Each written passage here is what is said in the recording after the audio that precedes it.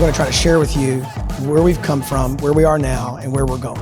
Over the last 15 years, since we started, we've created Bible studies, YouVersion reading plans, digital courses, books, cohorts, podcasts, newsletter, assessment, all available on our website. We've reached more than 2 million dads with some piece of content. I think podcasts are in their infancy in terms of how we use them to deliver information to people. Well, what I would love to do is reclaim the dinner table conversation with podcasts that are precisely 1 minute in length. And we will tee up a conversation for you to have with your family over dinner that is better than the sports, news, and the weather. One of our sponsors of our podcast is a company called Range Leather. They make amazing leather products. And we want to create a digital course called Handcrafted, where we leverage the concepts of making something by leather. And we want to say, listen, men, dads, you are shaped by God so you can shape your family. Third, for the very first time, you get a sneak preview of what's going to become my 5th book. And we have such a crazy identity crisis in our country right now.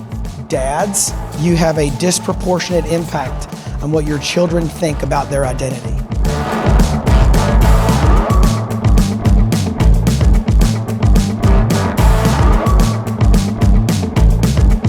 My dad was my hero. I was very blessed that I never had to look outside the 4 walls of my house to find a man. I looked at my dad and he was 100% that man.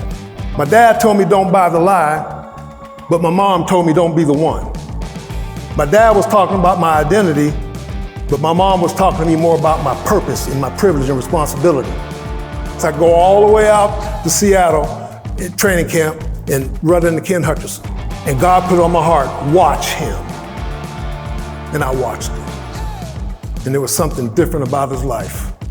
He gets his knee torn apart, sitting on the table with ice packs on his knee with a smile on his face. He said, Shern, he said, I'm excited to see what God has planned for my life. He said, you see, I'm a Christian. And nothing happens in my life that's not filtered through God's hands first. I'm excited to see what God has planned for me. And right there in that locker room, I said, please tell me more about Jesus Christ. But it was his life that made a difference. It was what he lived before me. I thank God for Hutch. Oh, my dad said, don't buy the lie. Mom said, don't be the one. And Hutch said, don't be a fool.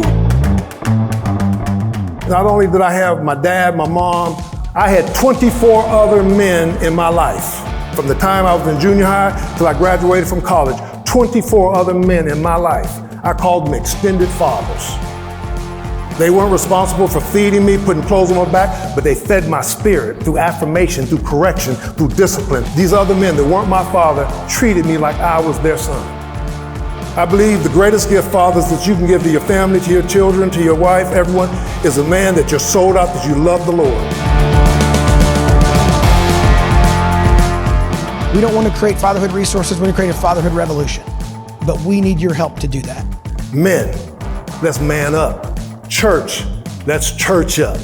You are not a father on accident, so go be a father on purpose.